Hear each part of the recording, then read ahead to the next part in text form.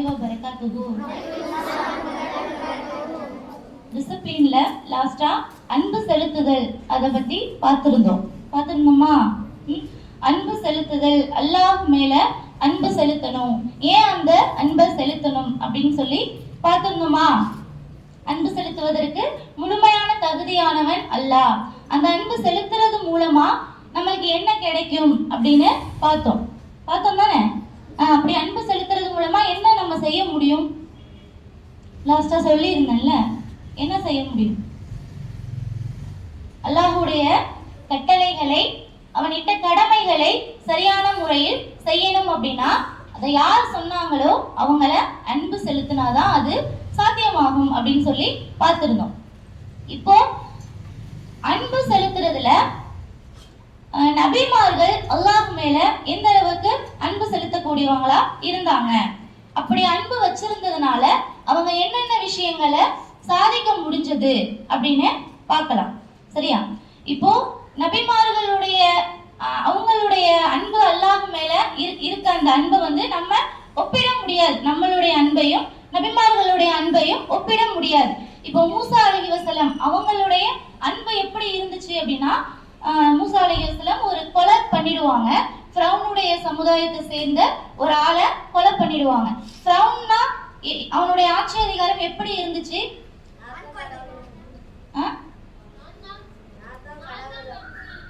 நான் தான் கடவுள் அப்படின்னு ஒரு ஆள் மக்கள் முன்னாடி சொல்றான்.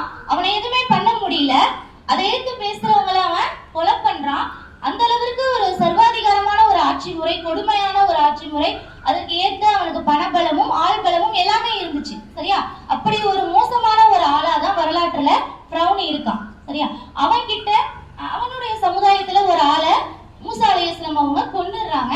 அதை ஃபேஸ் பண்ண முடியாம மூசா அலைஹிஸ்ஸலாம் பயந்து போறாங்க தானே, பயந்து போயிடுவாங்க.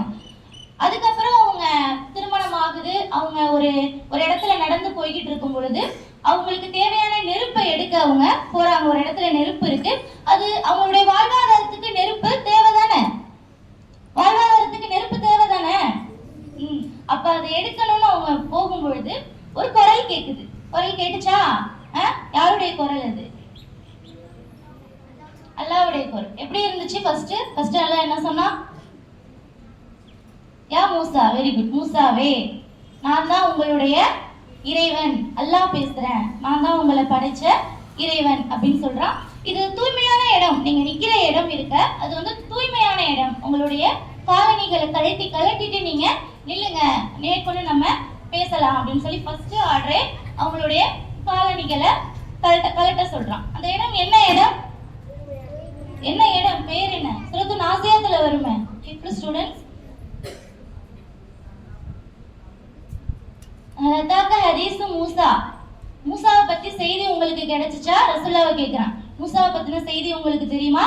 இதுனாதாகு ரப்புஹு பில்வாதி முகத்தஸி துவா. அவரை நம்ம துவா அப்படிங்கிற பள்ளத்தாக்குல நம்ம அழைச்சோம், அவரை கூப்பிட்டோம். அப்ப மூசா அலைஹிஸ்ஸலாம் அவங்க நின்ன இடம் என்ன இடம்?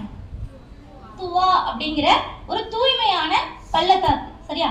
அவங்களுக்கு அடுத்த கட்டளையா அல்லாஹ் என்ன சொல்றான் அப்படின்னா, சரி இப்பதான் நபியா நம்ம தேர்ந்தெடுத்திருக்கோம், கொஞ்ச நாள் ஆகட்டும், எடுத்தோடனே ஒரு பெரிய கட்டளையை கொடுத்தா பயந்துருவாங்க அப்படின்லாம் அல்லாஹ் நினைக்கல.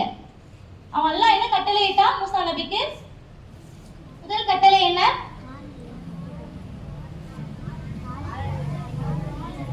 அடுத்தது நீங்க ஃபிரௌன்ட்ட போங்க அப்படின்னு சொல்றான். மூசா அலைஹிஸ்ஸலாம் எதுக்கு பயந்து இங்க வந்திருக்காங்க, என்ன நடக்குது எல்லாமே அல்லாஹ்க்கு தெரியும் தானே. ஃபிரௌனை பத்தியும் அல்லாஹ்க்கு தெரியும். அவன் என்ன சொல்லிட்டு இருக்கான்? ஃபிரௌனே ஃபகால அன ரப்புக்குமுல் அலா, நான் தான் உங்களுடைய மிகப்பெரிய இறைவன் அவன் சொல்லிட்டு இருக்கான். நீங்க முதல்ல என்ன செய்றீங்கன்னா அவன் கிட்ட போய் நில்லுங்க அப்படின்னு சொல்லி அல்லாஹ் சொல்றான். எவ்வளவு பெரிய ஒரு விஷயம் இது. மூசா நபி எதுக்கு பயந்து வந்திருக்காங்க அப்படின்னு எல்லாமே அல்லாஹ்க்கு தெரிஞ்சும் நபியாக தேர்ந்தெடுக்கப்பட்ட உடனே அவங்களுக்கு இடப்பட்ட முதல் கட்டளை, எதுக்கு நீங்க பயந்து வந்தீங்களோ, யாருடைய ஆட்சி அதிகாரம் கொடுமையாக இருக்குதோ அந்த இடத்துல போய் நில்லுங்க. அது மட்டும் சொல்லல, நின்னு என்ன சொல்லுங்க? நீ இறைவன் கிடையாது, எல்லாம் வல்ல இறைவன் நீ கிடையாது, உன்னை நாங்க கடவுளாக ஏத்துக்க மாட்டோம் அப்படின்னு நீங்க போய் ஏகத்துவத்தை அவங்க முன்னாடி நின்று சொல்லுங்க அப்படின்னு சொல்லி அல்லாஹ் மூசா அலைஹிஸ்ஸலாம் அவங்களுக்கு இந்த கட்டளையே இடுறான். இதை இடும்போது மூசா அலைஹிஸ்ஸலாம், அல்லாஹ் நான் அவன் முன்னாடி போய் எப்படி நான் நிக்க முடியும், அவன் அவ்வளவு பெரிய ஆளு, அவனுக்கு பயந்துதான் நான் இங்க வந்து இப்படிலாம் மூசா அலைஹிஸ்ஸலாம் அவங்க எதுவுமே சொல்லல. மூசா அலைஹிஸ்ஸலாம் அவங்க சொன்ன பதில் என்ன அப்படின்னா, எதுக்குமே யோசிக்காம, அல்லாஹ் எனக்கு வாய் கொஞ்சம் திக்கும், மூசா அலைஹிஸ்ஸலாம் அவங்களுக்கு கொஞ்சம் தெளிவான பேச்சு இல்ல, சரியா? அதனால அவங்க என்ன சொல்றாங்கன்னா, என்னுடைய சகோதரர் ஹாரூன் நல்ல தெளிவா பேசுவாரு, அவரை என் கூட நீ அனுப்பி வச்சினா எனக்கு நாங்க போய் இன்னும் நல்லா தெளிவா நான் பேச முடியும், எதற்காக நான் போறேனோ அதை அங்க நான் செய்ய முடியும், அவரை எனக்கு கூட நீ அனுப்பு அப்படின்னு சொல்லி அல்லாஹ்ட்ட கேக்குறாங்க. மறுத்து எந்த வார்த்தையுமே பேசல, பயத்தை காட்டல.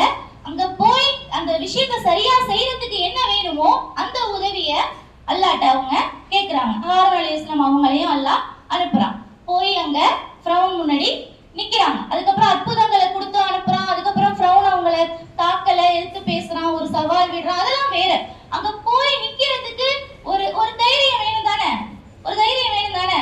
அப்ப இது எதை காட்டுது அப்படின்னா, ஃபிரௌன் மேல இருந்த பயத்தை விட, ஃபிரௌனை எந்த அளவுக்கு அவங்க பயந்து ஓடுனாங்களோ அந்த பயத்தை விட அல்லாஹ் மேல வச்ச நேசம் அதிகமாக இருந்துச்சு. புரியுதா? இது ஒரு சீனா பார்க்கும்போது, ஒரு கேட்கும் போது ஒரு இதா தெரியாது. அந்த இடத்துல அந்த நிலைமை எப்படி இருந்திருக்கும் அதை நினைக்கும் போதுதான் அது புரியும். அவ்வளவு ஒரு கொடுமையான ஒரு ஆட்சியாளர் முன்னாடி போய் நின்று, நீ என்னோட இறைவன் இல்ல, ஃபர்ஸ்ட் அந்த கொலை பண்ணதுக்கானது ஃபர்ஸ்ட் மூசா அலைஹிஸ்ஸலாம் அவங்க ஃபேஸ் பண்ணணும், ஃபர்ஸ்ட் அது. அதுக்கப்புறம் அடுத்து முக்கியமான பாயிண்ட், அவனோட இடத்தையே ஆட்டம் காண வைக்கணும். அது ரொம்ப பெரிய விஷயம். எல்லாத்துக்கும் தயாராக போய் ஒரு மனிதர், சாதாரண ஒரு ஆடு மேய்க்கக்கூடிய ஒரு மனிதர், எந்த ஒரு ஆள் பலமும் இல்லை, கூட ஒரே ஒரு ஆள் மட்டும் கூட்டிட்டு போய் ஒரு அரசவையில அவ்வளவு ஆட்களுக்கு மத்தியில நிக்கிறாங்க அப்படின்னா அல்லாஹ் மேல இருந்த நேசம் அதிகமாக இருந்தது. இதுதான் நம்மளுடைய டாபிக்கு ரிலேட்டட் ஆனது, சரியா? அப்ப இறைவன் மேல வைக்கக்கூடிய அந்த நேசம் சுத்தி இருக்க எல்லாத்தையுமே மறந்து அதை மாத்தி இறைவன் நம்ம பக்கம் நிப்பான் அப்படிங்கிற ஒரு தைரியத்தை கொடுக்குது, சரியா? அதுக்கு எல்லாத்துக்குமே காரணம் என்னது? அல்லாஹுவை நேசிப்பது, புரியுதா? அப்படி எந்த முறையில நேசிக்கணும் அப்படின்னு நிறைய வகைகள் இருக்கு. அதுல அல்லாஹ் குர்ஆன்ல சொல்லும் போது ஃபர்ஸ்ட் சொல்றான், நீங்க என்ன நேசிக்கணும் அப்படின்னா அதுல முதல்ல என்ன செய்யணும்னா என்னுடைய தூதரை நீங்க பின்பற்றுங்கன்னு அல்லாஹ் சொல்றான். புரியுதா? நிறைய வகைகள் இருக்கு அல்லாஹ்வை நேசிக்கிறதுல, நிறைய கட்டங்கள் இருக்கு. அதுல முதல் என்ன அப்படின்னா, நீங்க என்ன நேசிக்கணும்னு நீங்க விரும்புனீங்கன்னா நான் அனுப்புன தூதரை பின்பற்றுங்க அப்படின்னு சொல்றான். இதுக்கான விளக்கத்தை இன்ஷா அல்லாஹ் அடுத்த நாள் பார்க்கலாம். அஸ்ஸலாமு அலைக்கும் வரஹ்மத்துல்லாஹி வபரகாத்துஹு.